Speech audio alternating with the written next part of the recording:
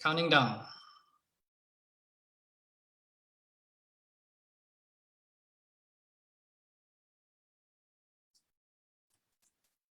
Good evening, everyone. My name is Nathaniel Tan from Project Wawasan Rakyat and the upcoming Project Bangsa Malaysia with Abim. Before we get started, I just want to say a quick thank you to all our fellow organizers, especially Putri Naraina Balkis, who got this whole thing started, and also a very big thank you, most of all, to our power intern Julian, who has probably done more legwork than anyone else to make tonight's event a success, and Hamid as well, of course. All right, without further ado, I'm going to pass you over to our two great moderators tonight, the aforementioned Putri Naraina Balkis and Fatino Majtina Nordin from Abim. Thanks very much, guys. Okay, Assalamualaikum dan selamat malam semua. Terima kasih kepada Nat dan juga terima kasih kepada semua penonton kita pada malam ini. Kita bersama dalam program Make a School a Safer Place. Ini satu program yang kita cuba ketengahkan komen-komen dan isu-isu yang berkaitan dengan gangguan seksual yang berlaku di sekolah secara real. Dan pada malam ini kita juga bertuah kerana kita bersama dengan para readers yang sudi menyuarakan, memberi suara kepada komen-komen yang telah diberikan tanpa nama, yang telah dikumpulkan oleh putri kita pada sebelum inilah di page beliau. Dan program ini juga adalah kolaborasi bersama beberapa NGO iaitu Savetheschoolsmy yang telah mengumpulkan semua komen. Saya fikir lebih daripada ratusan komen berkaitan menunjukkan perkara ini berlaku secara real di sekolah-sekolah kita. And then projek wawasan rakyat, Power daripada Nat tadi, Angkatan Belia Islam Malaysia, ABIM, Women AIDS Organisation, Lean In Malaysia, Pertubuhan Generasi Aspirasi dan Pemimpin Wanita Malaysia, Gap Malaysia. So terima kasih kepada all the collaborators dan juga readers pada malam ini. So saya Fatin akan bersama anda pada malam ini. Dan seterusnya Putri, silakan. Good evening, everyone. Hi, I am Putri Naraina Balkis, the person behind the account Savetheschoolsmy. So I started this platform on 27th April following Ain's movement on Make School a Safer Place. So I set up a Google form and an Instagram account, and today as we speak, we have nearly 700 stories, including 270 stories that I've been uploading. And the momentum, if everything is going up, guys, so we need to keep it up. So I'm going to feature our readers now. So let's get the ball rolling.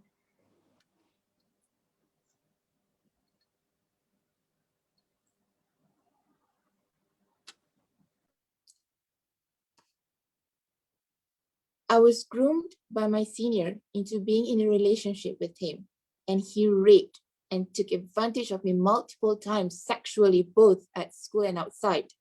He manipulated me into staying with him no matter how much I got hurt, and I could only escape by cutting him off completely for a few months. But looking back, those 6 months with him were the most scarring and disgusting months of my life. Obviously, there's a lot more to it, but it would be too much to write and submit. I was in one of the state boarding schools where we were provided a place to sleep but went to different schools in KL. This happened when I was in Form 2. I was groped by a man who was operating the hostel canteen, not the mess hall, during night study classes when I sneaked out from the class to buy some snacks. This happened throughout the year. He even went on to lock the canteen door to get me naked and hold my penis. This also did not happen just during night, but also during mornings. After the thing happened, he will bribe me some money. I went on to be transferred to another hostel in Form 3. I guess what Guy said about male students being raped is true. We just don't report it. Not because we rasa sedap, but because we are truly embarrassed on what has happened, plus we're confused about feeling during the rape. Case 1. I was 14 years old at that time. I was regularly in the library performing my duty as a librarian. Boys would come in and try to peek under my baju kurung dress. Unbelievable. Already wear very long pun can kena like that. Case 2. During my last year in sekolah menengah, a boy groped my boob at the staircase and then ran off as though it was okay as a joke. It was not okay. Case 3. My tuition teacher called me one night to ask me about my homework. Halfway through, he asked me to try to moan and play with my private part. I was only 13 years old. Case 4, my science teacher called me a pelacho in front of everyone in the classroom. I didn't say anything because I was only 12 years old. I barely knew anything. Case 5 happened at home. My stepfather was an evil man. I attended an all-girls school and someone didn't throw her pad in the designated place and it was found and reported by someone. Because of that incident, the entire Form 2 was on hold to get checked to find out who did it since the pad was found in the Form 2 toilet. I remember that the prefect asked us if we are on our period. I was on my period, but towards the end. The prefect told us not to move and she touched us down there to feel if there is anything there. The whole class was uncomfortable the whole time. The prefect's face was also uncomfortable, which kind of indicate that the teachers might have told her to do it in that way. The whole thing took place 2 days before the March holiday and I slowly forgot about it throughout MCO. This didn't happen to me. It happened to my guy classmates in Form 1 and 2 and other male students that were taught by the male teacher. He was very friendly and personal to the guy students, and at first we all thought the teacher was being harmless when he touched the boys' shoulders, but then he would move to touch their chest area and pinch their nipples in front of the class. We didn't think much about it because he did it to every boy, but now that I think about it, it was super weird and inappropriate. I witnessed this 7 years ago, but 2 years after graduating from high school, I heard that he got complaints from parents, but were dismissed by the school. He currently is teaching in another high school now, but I'm pretty sure he still does this kind of thing. My guy friends are still traumatized by what he did.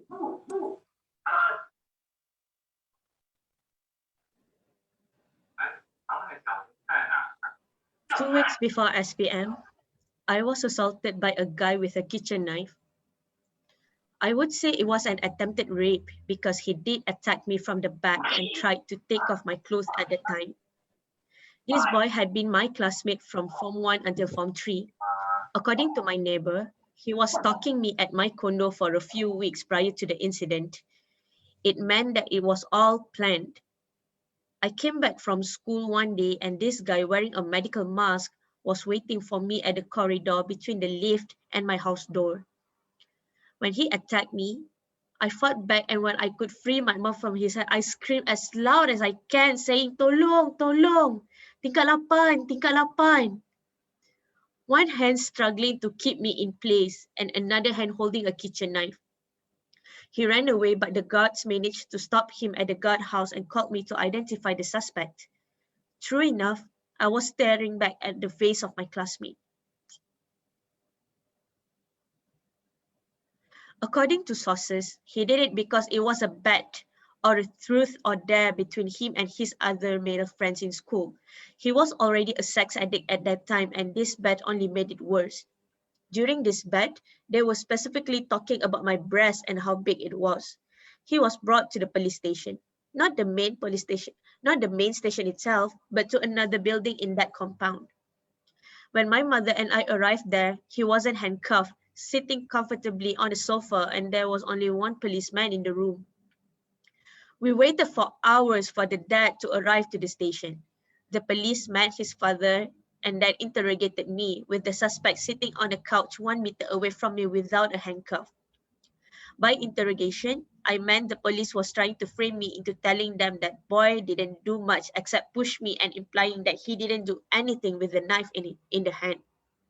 And then the boy was free to go back home. When my mother tried to argue with the police, he screamed back at my mom and said that case is closed. Conveniently, there wasn't anyone else around except for the suspect and his father. My guess was that the dad bribed the police. So corrupted. The next day, I went to school and that boy was there. The principal knew very well of the matter, but she let the boy to go back to school again. When my mother questioned and fought for my rights, she just dismissed us and said that she talked to the police and the police said it was nothing. Mind you, this principal is a woman and she didn't have a single pity towards her traumatized female student. On top of that, I was being shamed by other female students and they spread rumors that I was already raped when none of it was true. The male students, on the other hand, blamed me for not wearing a tudung to cover my breasts and for having big boobs that are too appealing. No one supported me at that time except for my mom and my close friends. Sick kid, sick police, sick female principals, sick female students, sick male students. All of this happened 2 weeks before SPM, and this school was a sekolah cluster kecemerlangan in KL. Top 10 co-ed school in KL, but top 10 corrupted mindset as well.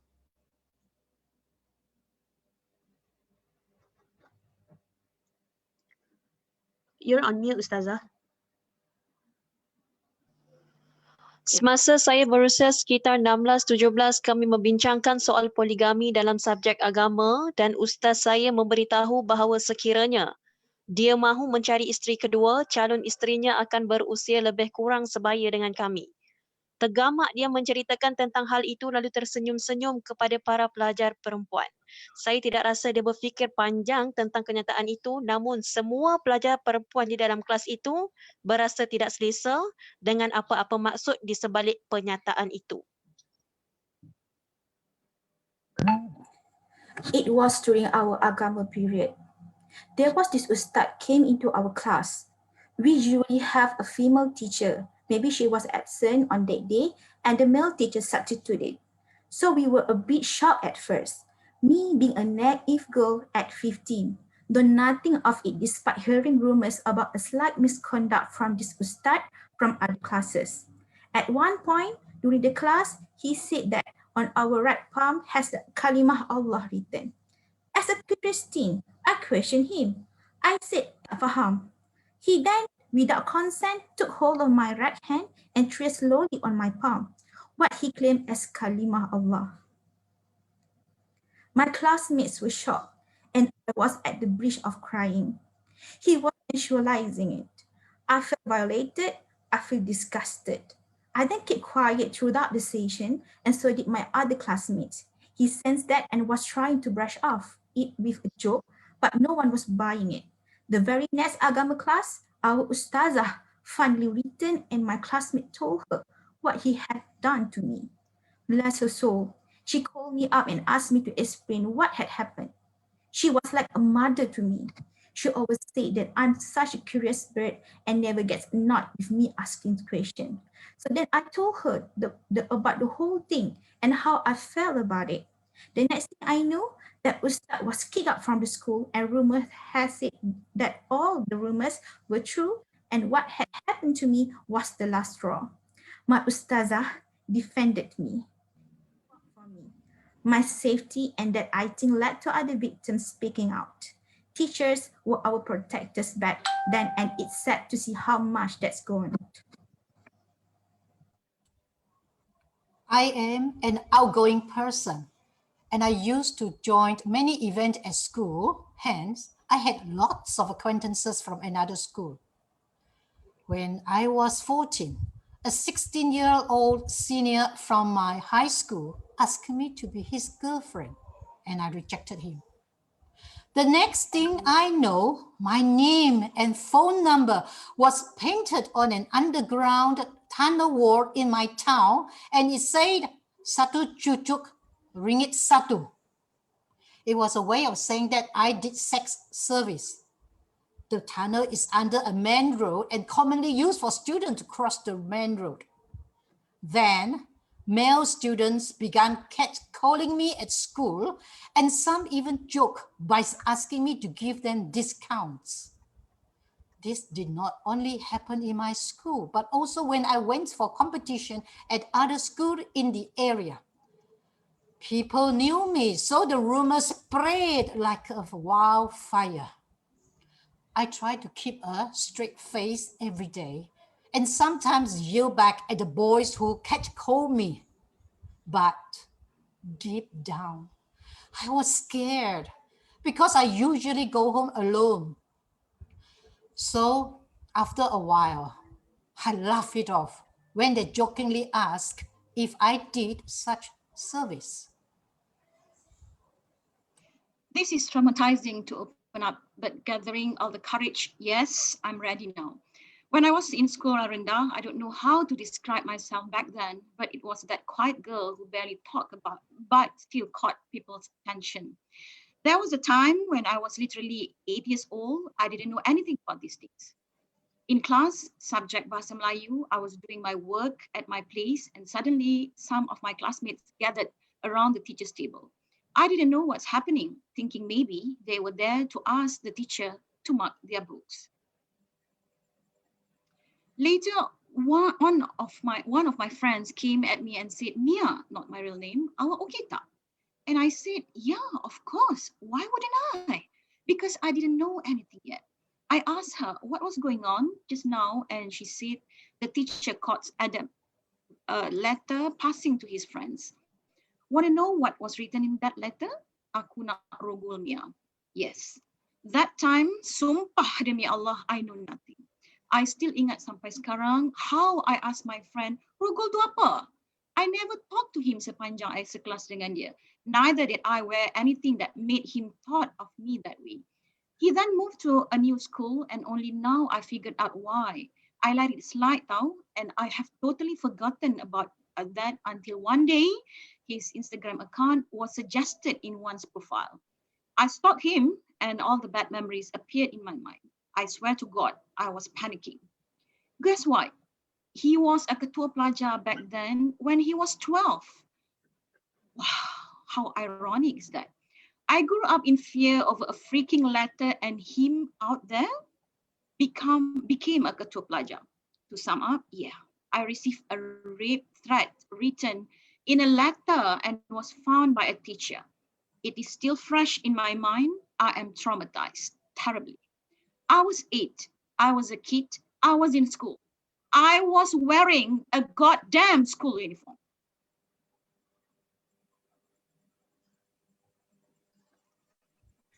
Kejadian ini terjadi semasa saya di sekolah rendah. Memang selalu dengar kawan cerita tentang seorang ustaz ini yang selalu pegang anggota badan pelajar perempuan. Tak sangka benda ni jadi dekat diri sendiri. Jadi lepas habis exam UPSR, tiada kelas tetapi kami masih kena datang ke sekolah. Saya seorang pengawas sekolah dan sewaktu saya berjalan dengan kawan saya, kami dipanggil oleh ustaz tersebut. Sebab ustaz itu nak bagi arahan kepada kami untuk disampaikan kepada pelajar lain. Saya dah berdiri agak jauh dari ustaz itu.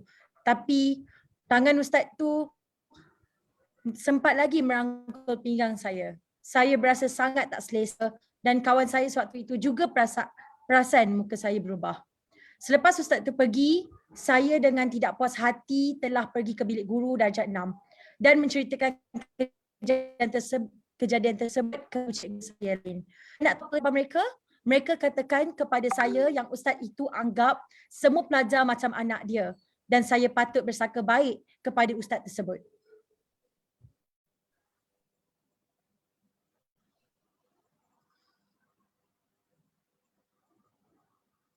Radin, are you there? Semasa saya berada di zaman sekolah menengah SMK biasa, seorang guru kemahiran hidup perwatakan alim sering mencabul, meramas dan menyentuh para pelajar yang tidak cukup maskulin menurut standardnya dan kemudian mencubit kami seraya berkata, "Geramnya." Kemudian, di sebuah sekolah berasrama penuh, beberapa pelajar lelaki yang enggan mandi bogel akan dipaksa dan dijadikan bahan jenaka oleh yang lain. Ada juga yang membuli, menghentam mereka yang tidak cenderung ke arah unsur seksual dan menghukum dengan cara mencabul, membelai dan lain-lain. Tidak menonton bahan lucah atau bersekongkol dengan tindakan-tindakan yang tidak sepatutnya juga akan mendatangkan akibat yang sama. Disebabkan itu, saya selalu perlu melarikan diri dari orang secara umum dan selalu menyendiri. Ketika jalani pemeriksaan kesihatan, ada seorang doktor yang sering berkelakuan sumbang. Sekiranya nasib tidak menyebelahi kami terpaksa membogilkan diri dan dia akan memeriksa kami dengan membelai kemaluan kami dan cuba melakukan fingering. Dia melakukan perbuatan ini baik dengan pelajar lelaki maupun pelajar perempuan. Dan ya, saya antara mangsa yang cuba melawan dia.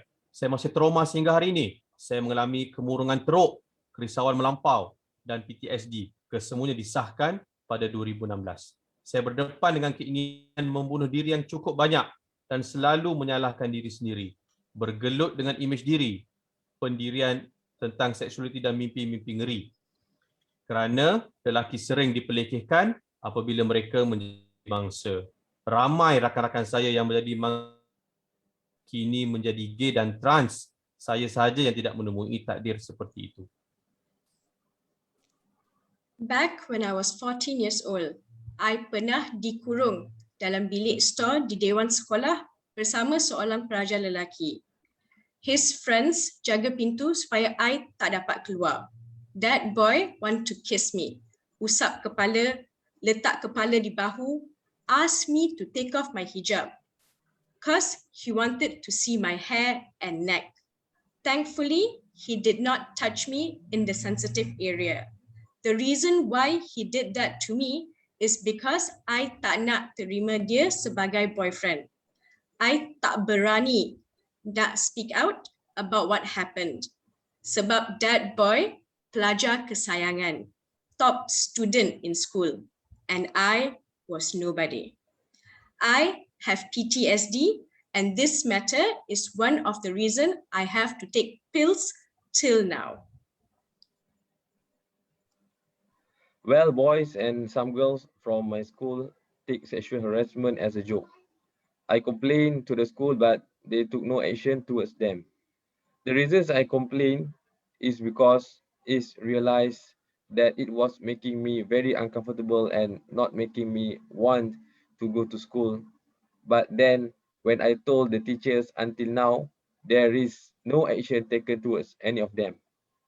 They still do talk about sex in class and it gets very uncomfortable, but the teachers that know still won't take any actions towards them, which really sucks because I feel very uncomfortable and not wanting to go to school. When I was 11 or 12, I had this one teacher about mid-20s who would constantly flirt with me, apparently as a joke, telling me how pretty I was, how he'd want to marry me one day. Everyone in class would make fun of me for it too, and continue the jokes with the teacher despite how uncomfortable I felt. I showed it too by avoiding the teacher a lot. When I was 14, a teacher had been staring at and taken a picture of my boobs. I was in my baju kurung uniform with a singlet inside too. I didn't even realize that happened until my friends around me told me about it, which I was grateful for. But ever since then, I'd been extremely self-conscious about that part of myself. This teacher was also known for having a porn stash on his computer in the computer lab, as he was the IT teacher. It's just disgusting how men think doing stuff like this is okay. I especially hate how it happened at school, a place I'm supposed to feel safe at. My ustaz used to make rape and sexual jokes during my class. One day he called me to his room just because he wanted to tell me that I have a really nice body. He often addressed women as kilang anak, and no matter how we said that we are uncomfortable, he still said that it just jokes between teacher and students. He once sent me a pornography picture and deleted it right away without knowing I already caught him. Attending religious school is the most traumatic event for me. I was 14 years, 2014 at that time. I datang ke bilik store buku sebab nak kembalikan buku teks sekolah tiap kali hujung tahun. Ada cikgu lelaki jaga situ. Saya punya buku terlebih satu, and guess what? Cikgu tu ingat saya mencuri buku kawan saya. Padahal saya jumpa buku ekstra tu kat sekitar sekolah dan berniat untuk pulangkan balik. Malah ditengking cikgu tu. Dia cakap, kau tak payah kencing aku. Kau kencing aku jolok kau. Sambil jegilkan mata. I was terdiam at that time and speechless sebab kena tengking dengan bahasa macam tu. Can you imagine? I was so innocent, 14 years old kid. Sejak hari tu daripada tingkatan 2 sampai tingkatan 5 dan habis sekolah, saya tak berani langsung tengok atau jeling dia masa kat sekolah. It is very terrible. I was 15 and a new student in that school. There was a time where I was walking down the stairs. Then a guy walked behind me and called me by making this kissing sound. But I ignored him. He walked beside me and grabbed my breast from behind and he said, I would lick them. This didn't happen to me, but to one of my friends. This happened a few years ago. After school hours, the stairs are usually crowded and filled with students rushing to go home. And there was this one time, a kid the same age as us tried to use his phone to take a picture of the inside of my friend's skirt. After that incident, whenever we go up the stairs, we would always use our hands to cover the back side of our skirt and check who is behind us. Sepanjang tingkatan 1 dan 2, ada seorang cikgu silat lelaki yang suka pegang telur orang. Aku lelaki antaranya. Ada satu masa kami naik kereta bersama-sama. Ada 3 orang termasuk cikgu. Awalnya aku duduk di belakang dan cikgu menyuruh aku ke tempat dengan kawan duduk depan. Kawan ni berpindah ke tempat duduk belakang dengan muka macam aduh habislah kau. Atau aduh hati-hati tu. Tapi aku tak faham. Dan dalam perjalanan ke rumahnya, cikgu pegang telur aku dan picit sekuat hati. Aku melalak pun dia masih picit. Tersenyum dan kemudian barulah lepaskan. Masa tu aku tak tahu apa-apa. Masa tu aku rasa semuanya adalah hal yang biasa. Tapi semakin membesar, aku sedar yang banyak ketakutan yang aku hadapi hari ini disebabkan sepanjang 2 tahun tu aku tak langsung berani berbuat apa-apa. Aku tahu ianya bukanlah kejadian yang berlaku di sekolah. Tetapi setiap hari, lelaki ini akan masuk ke dalam sekolah mengajar silat. Dan sekiranya sempat, entah berapa telur orang lain lagi yang akan dipegangnya. Aku tahu, ianya bukanlah kejadian yang berlaku di sekolah. Kerana ianya kejadian aku. Kejadian orang lain yang tak ada siapa yang tahu. Pada waktu itu, saya merupakan seorang pengawas berusia 14 tahun di sebuah sekolah campur. Saya cuma lalu di hadapan tandas pelajar lelaki selepas selesai tugasan waktu rehat, di mana tiba-tiba ada rakan setingkat, berlainan kelas, yang baru saja keluar dari tandas tersebut, menghampiri saya dan berkata, "Weh, jom masuk tandas. Kalau dengan kau ni, kejap je 5 minit dah pancut." Saya benar-benar tidak faham akan apa yang cuba disampaikan dia. Dan saya sangka hanya cuba mengusik saya. Namun saya memberitahu ibu saya yang merupakan seorang guru di sekolah tersebut. Ibu saya terperanjat akan hal itu. Namun beliau tidak memaklumkan kepada saya mengapa. Keesokan harinya, beliau memberitahu saya bahawa pelajar tersebut telah dipanggil oleh PKHEM. Dan saya mengambil masa yang agak lama untuk akhirnya memahami apa maksud pancut yang sebenar. Saya sangat-sangat trauma dan cuba menjauhkan diri dari dia. Tapi apabila kami berselisih, dia akan mewujudkan mimik senyum sinis di wajahnya. Saya selalu memikirkan di mana salah saya. Saya rasa ini semua berpunca dari saya. Adakah cara saya berjalan? Adakah pakaian saya tembus cahaya? Keraguan dan rasa bersalah ini tidak putus-putus, sedangkan ianya bukan salah saya langsung. Mujur ibu saya seorang guru di situ dan pantas mengambil tindakan.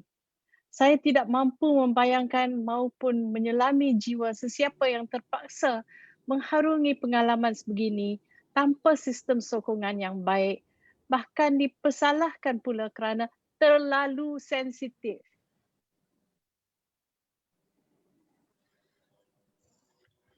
Sexual harassment isn't a one-time thing in school. I witnessed my friends getting called gila sex, boek, and many others until they cried. I was given a nickname for my large bottom. Some of the guys would lick their lips and laugh when we walk past them. I can't even climb a flight of stairs without worrying the boy behind me will look at my behind. The sex jokes in surau by our seniors and ustas, there's plenty more that I can tell because I want to stay anonymous. Nobody said anything because we were taught that it's normal, lelaki memang macam tu, that it was just a joke. But jokes are not supposed to scare people. Jokes should not force a girl to wear clothes 3 times bigger than her size just to stop being teased.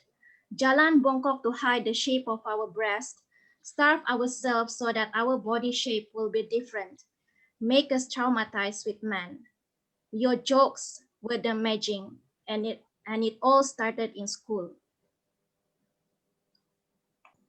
Happened to me when I was in Form 2. During pendidikan just money period, we all required to change from uniform to PJ attire. This male teacher happened to be my BM teacher at the time, was waiting in front changing room and gave me a weird look when I was out from the room. Then he do kiss gesture and show middle finger to me. I was really shocked and scared. He just laughed at me and I ran towards my friends group to join them. I didn't tell anyone because scared that they won't believe me. After that day, I always feel uncomfortable every time during his period. It was super traumatic experience for me. This is not going to be a long story, but it was very traumatizing to me and my friends. When I was in primary 6 in 2012, we had penilaian perkara asas fardu ain, AFA, setiap petang for kelas agama. There's this one specific time ustazah tak dapat datang, so ganti to a substitute teacher who is an ustaz. We had to read the Iqra, subject on learning Arabic letters and pronunciation since Al-Quran is in Arabic. While I was waiting for my turn, ustaz tiba-tiba panggil us dekat dia, and guess what? He panggil us just to show us pornography videos. He was also molesting 2 of my friends' vagina while my friends tengah baca Iqra. My friends did not know that it was wrong because they tak pernah didedah dengan this kind of things. They were kaku sebab tak tahu apa ustaz tengah buat. While me sitting there rasa nak nangis, takut I kena. I know that it was wrong, but I tak berani nak sound. What I did was I ran to the toilet and cried sampai habis kelas at 4 p.m. I didn't know my rights. I was 12 years old. I tak tahu kalau I berbunyi, what will happen to me. Till now, I dan kawan-kawan I trauma, pedophile ustaz, kelas agama kot. I went to his house to teach him BM since he said he's not good in BM. We decided to study at the garden for an hour. Then he said, "Panas lah, let's go somewhere yang tak panas." I agree and I thought the place has an aircon. But suddenly it is so dark. I'm in a room beside his house. I did not enter his house, but the room was beside his house. And right after we entered the room, he said to me, "Give me what you have." And I swear to God, I don't know what to do. I know I was so stupid for letting him touch my private parts. On that time, he also pushed me to the wall and kissed me lips to lips. I told him to stop and tried to push him away, but he refused to stop doing it. He even asked me to lower down my voice because he was scared his parents know what he is doing to me. He slowly took off my shirt and touched my private part. He even had that audacity to tell me after I finished my running event, "Come back here and let's have sex together." And I just can't forget about that. I cried a lot, but I can't turn back time. I had a mental breakdown and my life is so miserable because my parents did not trust me and they said it is my fault that this thing happened. I wanted to commit suicide once, but luckily my friends were there to help me get through this. Okay, terima kasih kepada semua pembaca ataupun readers kita pada malam ini. Saya rasa semua komen-komen yang telah kita kumpul ini sangat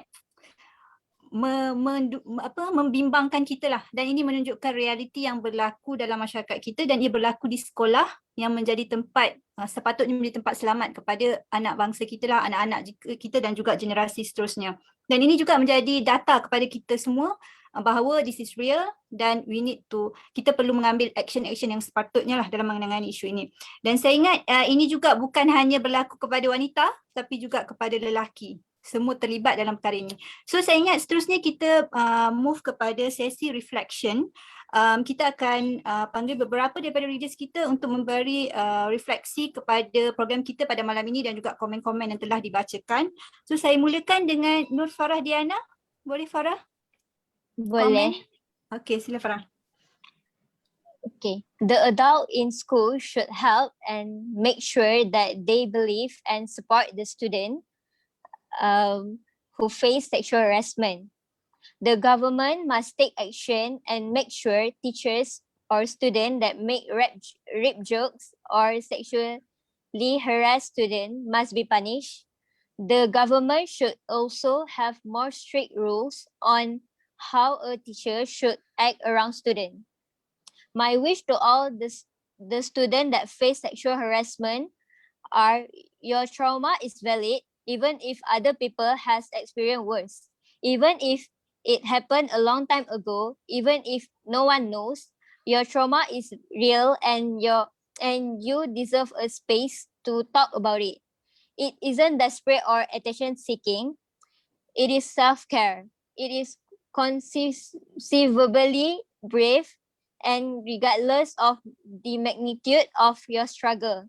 You're allowed to take care of yourself by processing and unloading some of the pain you carry. Your pain matters, your experience matters, and your healing matters. Nothing and no one can take that away. Know that you are not alone, dear survivor. Terima kasih Farah, dan saya rasa selain daripada tadi saya ucapkan syabas kepada mereka yang sudi dan berani untuk berkongsi komen-komen dan apa yang telah berlaku pada mereka bersama-sama dengan kita hari inilah, dan terima kasih pada readers yang menyuarakan komen-komen ini. Seterusnya seterusnya yang akan komen bersama kita Nurdini. Silakan Dini. Thank you so much. Sedih untuk membaca, even more sad and clueless if I was one of the victim. Thus, by reading all the stories, by hearing all the stories from the readers, just now I urge the government to do something.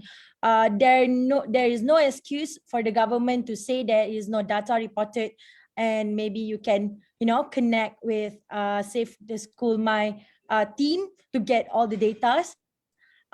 Maybe the victim are just feeling uncomfortable. That's why the data in school, they don't have data in school.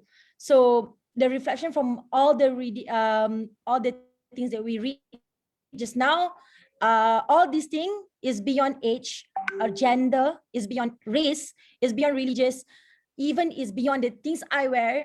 All this sexual harassment happen is not the victim fault. It must end now and make our school a safer place again. Terima kasih Dini. Seterusnya akan berkongsi dengan kita Nelisa. Silakan Nelisa. It's very sad to read all this and to hear all these stories, like what the previous readers have described, that I wish that the government have the time to investigate on this matter, and also to look back on the guidelines on teachers about sexual harassment, about sexual abuse and all that, because everything right now, especially teachers and principals, are having a very big power trip against students. And also that I wish that the Ministry of Education take this seriously, even though it happened 20 years ago, 10 years ago, or recently. I just wish that, I think just Ain's story alone should take the investigation seriously. And now we have around 800 stories, according to Putri. Yeah, and that's it. Yeah, thank you Nelisa. 800 cerita ada satu cerita yang banyak, maksudnya dia memang valid, menunjukkan this is real dan action should be taken. Seterusnya saya jemput Samantha. Sexual harassment in school is rampant due to the system whereby the perpetrators are not held responsible for their actions. This behavior has been going around for as long as we know and have been allowed to exist through our ignorance and tolerance towards it. These situations are always excused by the teachers and sometimes even parents under the excuse of boys would be boys. I would like to see the general behavior and opinion towards this situation change. Most people don't find a problem with it, and that is actually a problem by itself. Respect towards women and men should be taught and instilled at a young age. Otherwise, sexual harassment or rape culture will continue to exist. In my opinion, this all happened in a cycle due to the lack of respect towards one another just because of the difference in gender. In schools, teachers should be more understanding without having other intentions and abide a code of professional conduct. Forcing students to indulge in activities against their will or without the permission is the definition of sexual harassment. Teachers should also discipline and explain to students about boundaries. And if a student reports about sexual harassment, it should be taken seriously and not swept aside. Instead of teaching young girls to defend themselves, it's time to teach young boys and girls to respect their peers. I wish for all survivors who have faced sexual harassment to stay strong and to never give up. Your voice, loud or soft, will be heard by many. You did not deserve what happened to you, and I salute you for being brave to fight for your rights and speak up for what's right. Thank you. Thank you, Samantha. So Samantha dan juga Farah adalah daripada youngsters kita yang menyuarakan pendapat dan komen mereka terhadap isu sexual harassment ini. Seterusnya saya jemput Muhammad Faisal. Silakan Presiden. Terima kasih. Amat menyedihkan hari ini kita sebut tentang tahun 2021. Kita cakap tentang peradaban, tentang tamadun, membina sebuah negara yang maju. Tapi isu ini masih lagi berlarutan dan belum selesai. Dan bila sebut tentang 800 komen tu adalah satu yang real yang memang itu belum lagi kalau dibuka mungkin lama mungkin kalau kita buka lagi mungkin akan ada lagi banyak suara-suara yang dizahirkan. Dan yang menyedihkan seolah-olah kita melihat seolah-olah ia satu yang untuk dinormalisasikan, normalize joke ni. Satu benda yang biasa, ialah macam istilah orang kata dia memang macam tu, ataupun lelaki memang macam tu, ataupun siapa-siapalah memang macam tu. Zaman budak-budak sekolah memang macam tu. Jadi dia seolah-olah ada usaha untuk normalisasikan joke ini, sedangkan dia memberi impak yang besar. Kalau kita tengok yang tadi disebut ada yang akhirnya terlibat dengan gejala-gejala yang tidak sihat sampai ke tua lah. Maksudnya kesannya ialah daripada joke yang kecil, yang dianggap kecil ataupun yang dianggap normal oleh masyarakat. Dan sebab itu bagi kita perlu, mau tidak mahu, perlu diteruskan usaha untuk kita pastikan contohnya macam rang undang-undang gangguan seksual tu perlu disegerakan.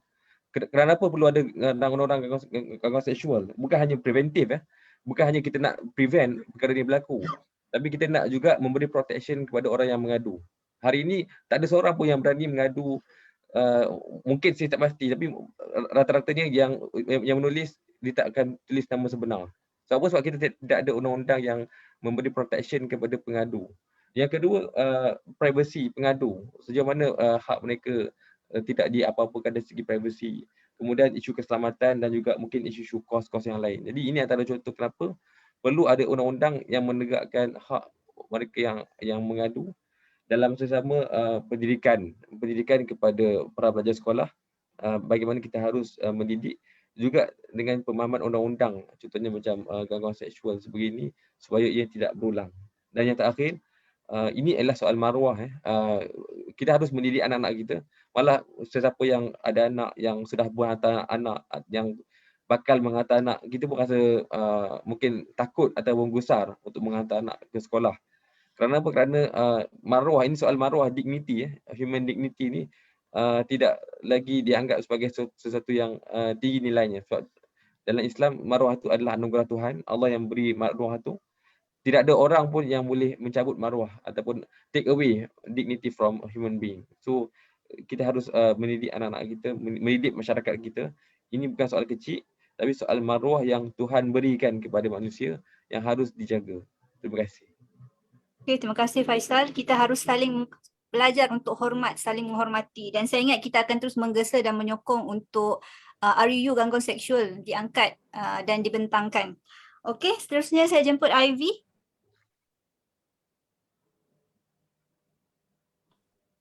Thank you. I want to first of all thank thank the survivors, all these men and women who shared their stories. Thank you very much. You had the courage to share the stories, and I thank the survivors. And I agree with Farah, where are the adults? Because I think the adults have let us down and letting down the children. When I say adults, I don't mean government as a whole, but the Minister of Education, the principals, both headmasters and headmistresses, the teachers, and even the parents. The parents also must get involved in this fight to demand that schools must be a safe place, that they should really look at the school environment to make sure they create a culture where students can come forward to make complaints and they will not face any repercussions. They should be given counseling and support. And more than anything else, there must be a strong policy, a policy that is not just words, but they must take action to say there's zero tolerance when it comes to sexism, sexual harassment, or any kind of bullying. And finally, I want to just say thank you, Putri, for doing this, for making sure that your Instagram platform has become so amazing, and please keep up the good work. Thank you. Thank you. Seterusnya saya ingat terus kepada Marina. Please unmute. Terima kasih. Sebagai seorang ibu kepada 2 orang anak perempuan, saya rasa amat sedih membaca cerita-cerita ini. Dan cerita-cerita ini amat tidak menyenangkan, dan saya tertanya pula sama ada anak-anak saya pun dulu semasa di sekolah menghadapi masalah-masalah seperti ini. Kerana saya tahu ini adalah masalah yang dah lama berlaku di sekolah. Tapi saya rasa yang pentingnya ialah bila kita dengar cerita-cerita ini, membaca cerita-cerita ini, yang pertama ialah kita mesti percaya kepada pengadu. Sama ada perempuan atau lelaki, kita mesti percaya. Jangan kita dengan cepat mengatakan mereka membohong atau saja nak buat cerita dan sebagainya, kerana memang susah bagi sesiapa nak membuat aduan mengenai harassment dan bullying seperti ini. Jadi kalau dia memberanikan diri, mestilah benar. Dan saya rasa kalau kita tidak membenteras sexual harassment di sekolah, maka ia akan melarat sampai di luar sekolah ke tempat kerja. If we have sexual harassment in schools and it goes unresolved, this is why we also have sexual harassment in the workplace. Because what kids learn to do in school, they think will be okay if they go unpunished. Kalau ada impunity, dia boleh sambung di tempat kerja. And it also points to me about inequality between the sexes, between young people and older people, between people who have power and people who don't have power. We learn everything in school, and what we learn in school, we will continue later on. Jadi kalau kita belajar bahawa perempuan dan lelaki itu tak saksama, di antara orang yang muda dan lebih tua tu pun tak sama, tak equal. Yang mereka yang ada power dan mereka yang tak ada power tu, they are not equal in standing, not equal human beings. Ini akan disambung di luar nanti semasa mereka menjadi dewasa. So we have to tackle this in schools. We really have to tackle this at the very, very start, which is in school and of course in the family. If you in the family you are not seen as equal, and then in school this is reinforced, you bring it to school, then of course this is just going to continue. Jadi saya harap pihak kerajaan dan masyarakat pada umumnya akan mengambil berat kepada masalah ini. to take it seriously, because we are failing our children as parents, as adults, as policymakers, as activists, as everything, as human beings. We are failing our children if we don't do anything about it. Terima kasih. Terima kasih. So anak-anak kita adalah masa depan dan saya ingat ada institusi pendidikan, keluarga ada institusi yang penting, tapi saya rasa komuniti juga main peranan yang penting dalam membentuk suasana yang lebih selamat dan baik. So seterusnya saya jemput Christine untuk komen. Is Christine here? Thank you. Okay. Hello. Hi. Yeah. Okay. Kisah survivor sexual harassment yang saya baca tadi memang sangat sedih dan saya berasa sangat marah. Saya fikir tentang kanak-kanak di negeri Sabah ni sendiri, terutamanya di kawasan pedalaman. Kanak-kanak di kawasan pedalaman di Sabah kurang mendapat pendidikan tentang gangguan seksual, apalagi pelindungan daripada gangguan seksual. Contohnya, saya ada dengar satu kes yang berlaku di kawasan pedalaman di Sabah. Ada satu perkampungan di kawasan pedalaman Sabah yang mana kanak-kanak di kampung itu dirogol oleh ahli keluarga sendiri. Dan komuniti di kampung ini berasa itu ialah tidak salah dan adalah perkara biasa. Jadi kes rogol ini berlaku antara ahli keluarga bergilir-gilir dan bergenerasi. So pada malam ini kita dapat dengar kisah-kisah gangguan seksual yang kena hantar pergi Google Form. Dan untuk membuat ni mesti ada kemudahan akses kepada internet. Kalau di Sabah kemudahan akses internet sangatlah lemah, apalagi kalau yang di pedalaman. Kadang-kadang ada kawasan yang perlu pergi sungai, perlu naik bot baru boleh dapat internet. So untuk kanak-kanak di negeri Sabah ini pula sudahlah tidak ada kemudahan akses internet dan macam mana kisah diorang tu mau didengari oleh pihak-pihak yang patut, the stakeholders. So negeri Sabah sudah lama merdeka, sudah bertahun-tahun. Tapi sampai sekarang kanak-kanak dan remaja di negeri Sabah ni macam tiada perubahan, setiap tahun sama saja. That's all my Thank you, reflection Christine. sharing for tonight. Thank you, Christine. Jauh dari Sabah, so maksudnya isu ini meliputi seluruh, geografi kita berbeza juga mempengaruhi dan saya ingat kita masih perlu untuk teruskan advokasi dan sebarluaskan lagi tentang kesedaran gangguan seksual dan sebagainya. Saya fikir saya teruskan dengan Kak Fad, Bang Fadlina. Terima kasih Fatin. 800 kisah yang dikongsikan pada hari ini menunjukkan kegagalan kita sebagai untuk menilai dan juga menerima suara kanak-kanak ini sebagai suara yang penting. Dan again, we have failed our children again and again. Ya. Jadi saya nak sebut beberapa perkara, antara yang paling utama adalah sebagaimana yang rakan-rakan telah tegaskan daripada awal tentang child protection policy. Ini bukan bermakna kita memerlukan satu polisi yang tegas, tetapi juga polisi yang cukup rumit kerana ia melibatkan banyak agensi yang seperti kita tahu, agensi yang melibatkan kanak-kanak ini bukan satu tapi melibatkan banyak kementerian. Jadi child protection policy ini juga mesti base-nya adalah ekosistem yang selamat, yang terkait rapat dengan keselamatan kanak-kanak di mana saja mereka berada. Yang kedua adalah suara kanak-kanak mesti percaya. Kita mesti percaya dalam polisi dan juga dalam mengambil kira kes-kes undang-undang yang melibatkan kanak-kanak, keselamatan kanak-kanak, mesti percaya. Dan orang dewasa mesti diajar untuk percaya cerita kanak-kanak terlebih dahulu dan sebelum bertindak. Yang ketiga, saya ingat perkara yang penting juga mesti disebut adalah cabaran apabila kita mengendalikan kes kanak-kanak. Ini adalah cabaran kami aktivis yang mesti saya kongsikan bersama. Pertama adalah cabaran berdepan dengan ibu bapa yang saya percaya sangat sukar sebenarnya. Kita ada kes yang sudah pun kita bawa sampai ke balai polis tetapi mereka boleh patah balik macam tu saja.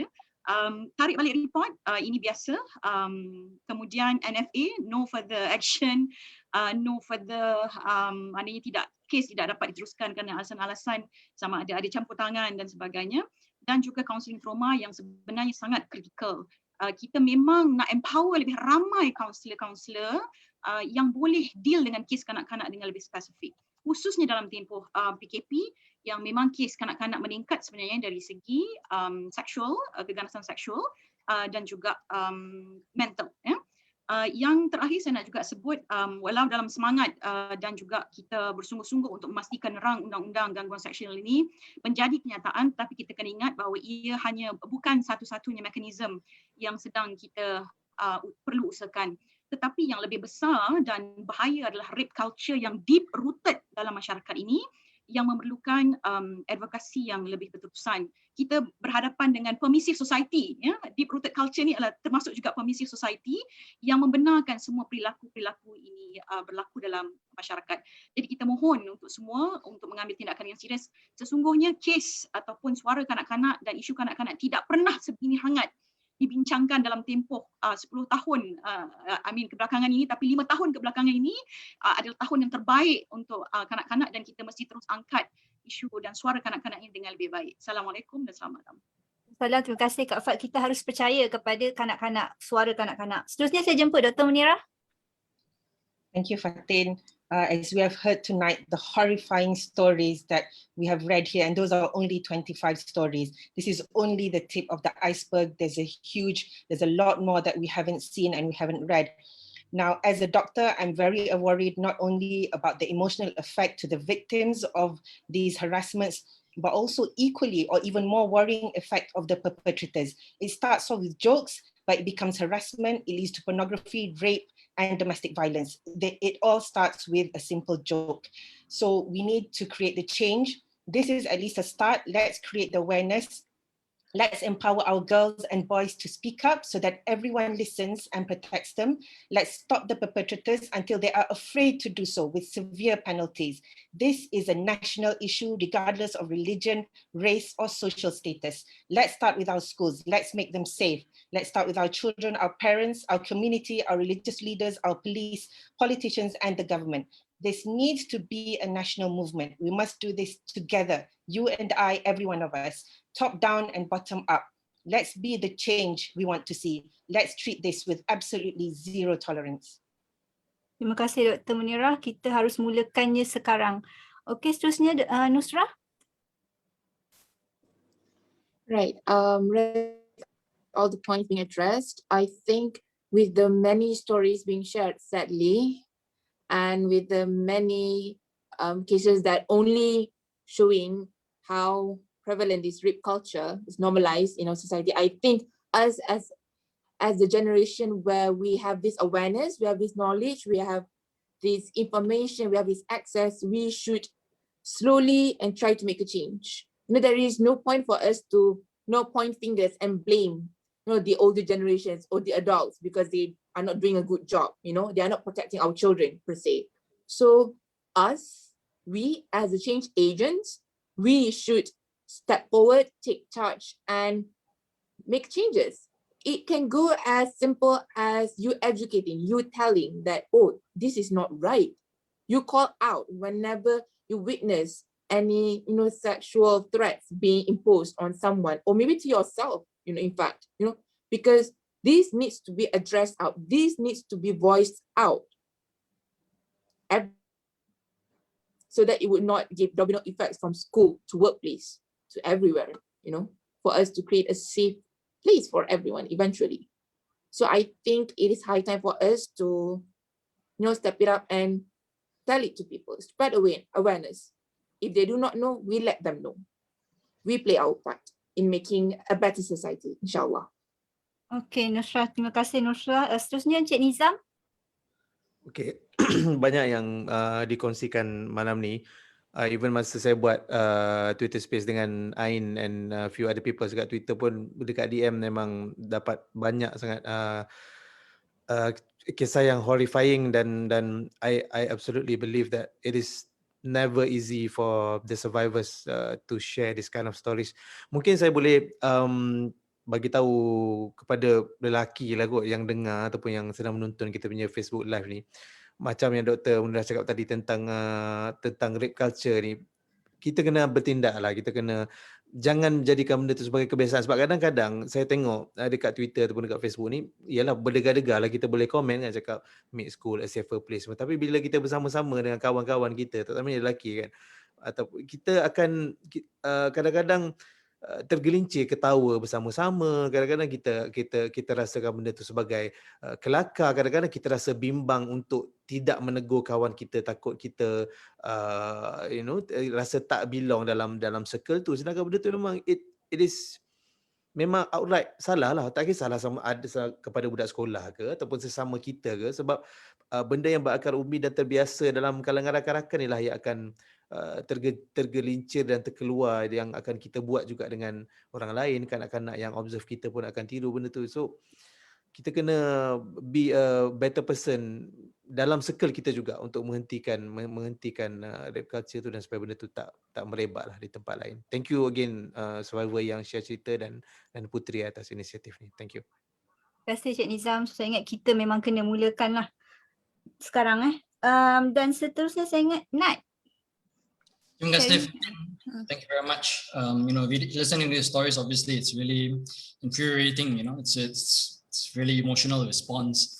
One of the patterns that you can see is that there are a lot of people here that are acting with impunity, talking about teachers or male students. They do things and they feel that in broad daylight they can just do this, do that kind of thing, and they think like it's really nothing. It's not a problem. As Saudara Faizal kata, ini bakal normalized, right? I mean, I look back at my own kid days and I realize I probably also made don't know how many comments that make people uncomfortable, and it's just things in bad taste, jokes that are not okay, that are not jokes. And I think this, if you look at it sort of like strategically or whatever, I think this means that there are more people that think it's okay than there are people who think it's not okay. I think that's the only way that these things can happen, again, in broad daylight, right in front of people's faces in school. It's just like it's a majority of people yang bersongkol in a way.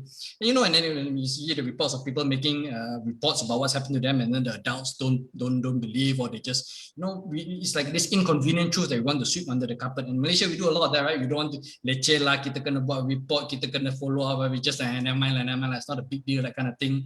And it's really terrible, So I think the only way we can change that, the only way it's only by speaking up. Then you can only change the majority from people who think it's not okay versus people who think it's okay. So you got to go up to the school, you got to make noise, and if they don't listen, you bang the table and say, no, this is not okay. I think that's all for me. Thanks very much, guys, and thanks for the great work that you've done. Thank you, Nat. Thank you for the initiative as well. Seterusnya Maina. Yes, terima kasih semua. So yes, we've heard a lot of very depressing stories today. Thank you to Puteri for all the stories that she has collected. Nalisa also has collected so many stories, and this is just the tip of the iceberg. There's so many more stories out there. I believe a lot of students actually go through sexual harassment in school, and this is not just issues that's happening today, right now, that students are more aware and therefore the stories are coming out now. No, these cases have been happening for years. Some of the stories I've read actually were stories that happened 10 years ago, 15 years ago. This is not a new matter that's just happening today. So dear survivors, you all are survivors. You're not victims. You survived it. Now, let's work together in stopping it from further happening. So no matter when such incidents happen to you, do reach out. Do speak to someone about the abuse that you went through. If you don't think your family members will listen to you, call up an NGO, call up a friend, but speak to someone. Do not bottle up. Do not let this affect you further. Let's put a stop to it. That's all. Thank you. Okay, thank you, Mina. Can you have Abang Radin dulu? Okay, Abang Radin dulu. Terima kasih, Fatih. Ya. Saya nak melihat daripada satu aspek lah, sebab kes yang kita dengar tadi ni dia datang daripada pelbagai, daripada sekolah kebangsaan ada, daripada sekolah swasta ada, daripada pusat tuition pun ada, datang daripada cikgu pun ada, daripada kawan-kawan boyfriend pun ada. Jadi dia pelbagai. Tapi dalam konteks yang kita nak tengok sini adalah apabila apa yang sekolah yang paling besar, sekolah kerajaan, sekolah awam tu boleh buat sendirilah. Yang mana kalau kita tahu, kita pun baru je sambut hari guru baru-baru ni, baru 2 hari. Dan kita tengok kalau penjawat awam ni apa dia punya rule atau regulation, panduan dia, kita pegang kepada apa disebut sebagai surat perklinik ikhtisas SPI. bila saya buat rujukan sikit, saya nampak bahawa surat SPI yang terakhir tentang program sekolah selamat ini adalah pada tahun 2002. Dan bila saya baca, dia banyak kepada yang bersifat fizikal, keselamatan tentang dalam PDP. Tapi adalah, gist tu ada. Cuma mungkin tidak dijelmakan tentang cyberbully, emotional, harassment, sexual harassment. Dan ini adalah kes yang baru, yang tidak lagi ada dalam peraturan perkhidmatan. Yang saya rasa ini perlu dibuat. Maknanya dalam undang-undang itu kita fight juga sebagai satu payung besar perundangan negara, tapi dalam konteks polisi dalam sekolah itu sendiri perlu ada, yang mana benda ni perlu diadvokasikan secara terus. Sebabnya ini bukan perkara main-main, bukan perkara main-main. Dan sebab apa? Sebab kita sayang cikgu kita sayang career cikgu ni, mulia cikgu ini untuk membina generasi baru. Kita tak mau kerana nilai setitik rosak susu sebelanga. Sebab bila ke peristiwa ini, betul ramai cikgu marah sebenarnya. Sebabnya yang pertama, cikgu terpalit. Dan dilihat seolah semua cikgu tu terpalit. Jadi kita kena pastikan bahawa yang kita attack ini, yang kita serang ini sebenarnya adalah sikap yang segelintir itu dan telah dinormalisasikan sebegitu lama, yang akhirnya apabila kes ini berlaku, dia telah jadi pertembungan yang saya rasa perlu kita hati-hati dan kita kena tegaskan bahawa ini adalah kes yang perlu kita ambil peduli. Terima kasih. Okey, terima kasih Saudara Radin. Seterusnya saya jemput Dayan. Dayan Trisha, are you there? Okay. Hi everybody. I just want to say thank you to everyone watching this live stream. The fact that you guys are here joining us, talking about this topic means that we are all aware and want to be enlightened about this issue.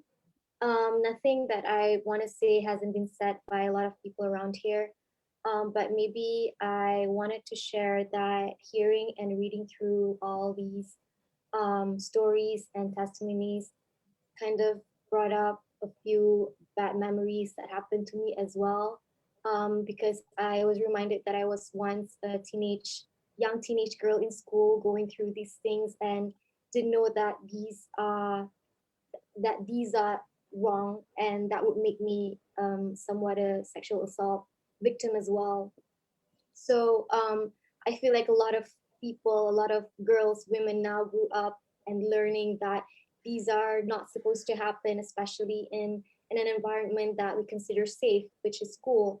So I'm glad that we are talking about it more, bring more awareness for people. And now we have the hashtag Make School a Safer Place, so that our younger generations, our younger girls understood that this is the things that they would need to know when they grow up, and then they would know which is right and which is wrong and stand up and speak about this with their friends. And I would also like to thank all the people and the survivors who submit their stories. Submitting and talking to people about it takes a lot of courage and bravery.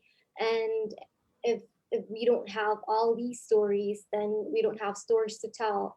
So thank you for your courage. And also thank you so much to Putri for having me today, and everyone for being here to help spread more awareness about these things. That's all. Thank you, Dayan. Okay, terima kasih Dayan bersama dengan kita untuk sesi kali ini. Dan saya ingat kita juga secara live di FB, dan ada beberapa komen di FB juga. Mungkin Afika boleh tolong bacakan? Baik, terima kasih Kak Fatin. So overall respon yang kita dapat di FB ialah mereka semua ni rasakan how disturbing and how betapa menyayat hatinya kisah-kisah mereka ni. Tapi saya nak ingatkan, kalau kita rasa macam itu, kita just imagine how these survivors are feeling. That's why we have to come in and be the support system that they need. Apart from that, Anita Marianne juga dia ada stress yang the predators should be held accountable, not the victim or the survivors. And then Izian Hanani also stressed that the main reason that she's fighting for this move is for our future children. They are the next generation of this country. I do not want any of them to encounter this. No one should have experienced this hurtful experience. And then Nur Hazlin Salam also stressed that every school should provide a safer place, not just not limited only to the counselling room, by the teacher has to be a good support system to them lah. And yeah, wait, suddenly it's my FB is dibuat hal pula. Okay. And mengharapkan kanak-kanak yang berani bersuara ini selamat keadaannya, daripada Faiz Syazwan, kawan-kawan sepatutnya support, jangan pulaukan mereka. So mostly the comments are talking about what we should do next, especially the support system that needed. Apart from praising and kudos to all the survivors for speaking up. Thank you, Kak Fatin. Okey, terima kasih Afika. Itu adalah komen-komen daripada yang bersama dengan kita pada malam ini di FB Live. Dan saya ingat semua orang terganggu malam ini dengan kisah-kisah yang telah dikongsikan bersama. So, seterusnya saya jemput Gayatri untuk bersama dengan kita. Hi. Yeah. Thank you so much, Fatin. Thank you, Putri, and the team for organizing this. Firstly, I'd like to thank all the survivors for sharing your stories, and it really does break my heart to think that all the survivors experienced this as a child when they were in school. And, you know, it's amazing that school children are coming out and advocating for their rights. They're speaking out really loudly for their rights, and they're shining so much awareness. You know, just like Ain, who started this movement. But of course, it has been happening way before Ain has been talking about. But, you know, there is a part of me that does think that the fact that at times like this, a lot of children have to step up and take over this issue as adults, because a lot of adults around them are not believing them. And, you know, it's really painful because children too have a right to play, right? The fact that children have to act as an adult instead of being children, instead of enjoying their childhood, it's really painful because it shows that we as adults, we are not supporting them enough to the point where they have to step in. And also, I would like to shine a bit of light in why this whole thing is happening, is because a lot of the root stems from rape culture, right? So rape culture perpetuates violence, it normalizes violence around us. And the students who did share this also stated that a lot of the adults in their environment stated that, "Alah, ni biasa je, this is normal." So I think one of the few things that we can do is, whenever we're in this kind of situations where rape jokes are being said or sexual harassment is being perpetrated, one small thing that we can do is to say, no, this is not normal. You shouldn't say things like this, you know? So this is a small step, but obviously it leads to a bigger chain of events where this will be stopped. And I would also, again, I would like to thank all the survivors tonight. Thank you so much for sharing your stories. And I'd also like to mention that we from Women's Aid Organization have our hotline open 24 hours for anyone to call us. You can visit our website, or the hotline is 03-3000-8858. Again, 03-3000-8858. We are always here to support all of you. Thank you so much. Thank you, terima kasih Gayatri. So saya ingat setiap daripada kita mengatakan tentang kita perlu buang tradisi ataupun perkara-perkara yang memudaratkan budaya-budaya yang tidak patut ada, dan kita mulakan dengan budaya yang baru, dan kita perlu mulakannya dengan generasi kita dan pada masa sekarang lah. Dan saya ingat last but not least adalah our owner, our pendiri, our founder yang telah mengumpulkan all the comments yang kita bacakan pada malam ini. Saya persilakan Putri. Hai semua. Honestly, saya hari-hari baca cerita macam ni. Tapi bila cerita ni diperdengarkan di telinga, dia jadi I am at the verge of breaking down. Padahal saya yang collect cerita-cerita ni. Saya berterima kasih dekat Ain for speaking up. Saya berterima kasih dekat survivors yang actually berkongsi cerita-cerita tu dekat platform saya, sebab it's just platform tu dimulakan dengan rasa marah. Rasa marah bila tengok orang invalidate cerita-cerita ni di social media apa semua. Orang cakap kita mangsa-mangsa tu cuba tarik perhatian. Jadi saya marah gila pagi tu. Pagi 27 April tu saya jadi macam benda ni tak boleh jadi. Mungkin kita kena platform lagi banyak cerita. Dan mungkin kita kena bagi ruang untuk orang tengok dan dengar yang betapa benda-benda macam ni berakar dalam masyarakat kita. Saya nangis lah. Honestly tak tahu kenapa, I'm so sorry. Tapi saya sangat terharu dengan sokongan yang orang dah bagi dekat platform tu. Dan kita still ada harapan dengan kita punya masyarakat. Sebab bila ada orang yang bersuara, maknanya kita masih ada sinar harapan untuk menjadikan masyarakat kita, sekolah kita lebih baik. Sorry. Saya sangat terharu bila Nat approach dan nak buat projek ni. Terima kasih banyak-banyak Projek Usaha Rakyat. Terima kasih Dini, Gapwise, Bob Sudi, Partner Rock, WAO, BIM, siapa lagi did I miss out? All these organizations yang partner up untuk amplify the platform. Terima kasih to media friends yang actually cover platform ni. I'm not doing this for myself. In fact, saya offended sikit bila orang panggil saya aktivis sebab saya rasa title tu terlalu besar dan berat untuk saya bawa. Tapi kalau kerja-kerja ni, kalau kerja-kerja yang saya buat ni boleh amplify the cause, boleh menjadikan generasi masa depan lebih baik. Saya tak kisah kalau we're in a long game, you know. Kalau game ni untuk 100 tahun it is. If it's not for my kids untuk merasa effort ni, then so be it. Tapi kita sedang berhutang dengan generasi yang akan datang untuk kita jadikan the world a better place. Jadi saya harap make school a safer place, dia takkan die down cepat. Saya harap if anything benda ni akan amplify lebih dan lebih, dan saya harap people, the authority of power, tolonglah take some action for this campaign, because behind the stories tu saya tak nak cerita-cerita tu jadi just a story, you know, just story nombor 240, story nombor 169.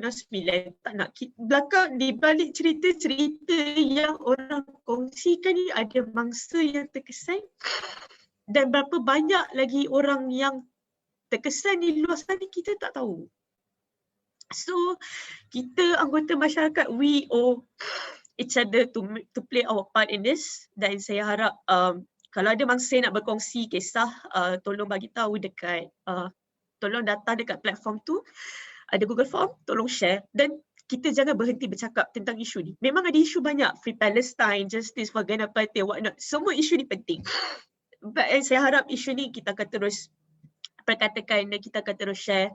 Dan tolong doakan saya kuat semangat untuk keep on the initiative, sebab at this point saya seorang yang buat. Ya Allah, pathetic. But yeah, the show must goes on, guys. Macam mana pun kita kena terus speak up about this. Thank you so much for everything. Thank you for the platform. God bless. Have a good day ahead, everyone. Thank you. Terima kasih Putri. Saya rasa kita perlu beri tepukan yang bermula kepada Putri dan usaha-usaha Putri and the gang, dan juga semua yang bersama-sama kita pada malam ini. Saya ingat kita memang yakin guru itu penting, tapi kita apa yang kita lakukan sekarang ni adalah isu-isu yang tidak sepatutnya berlaku, yang kita perlu bantras. Dan saya ingat Putri telah memulakannya, dan kita semua berada bersama dengan Putri, di belakang Putri untuk terus bersama-sama. Dan anything kita akan cuba untuk bantu dan terus sokong dan pergi sejauh yang boleh dan sebaiknya lah. Dan saya ingat kita dah hampir 2 jam, supposedly 1 jam setengah, tapi saya rasa walaupun kita hanya membacakan, tapi ini satu program yang sangat meaningful. Terima kasih kepada Nat dan semua collaborators dan juga readers pada malam ini. Thank you so much. Dan saya ingat kita boleh tutup dengan selamat malam. Jumpa lagi. Assalamualaikum warahmatullahi wabarakatuh.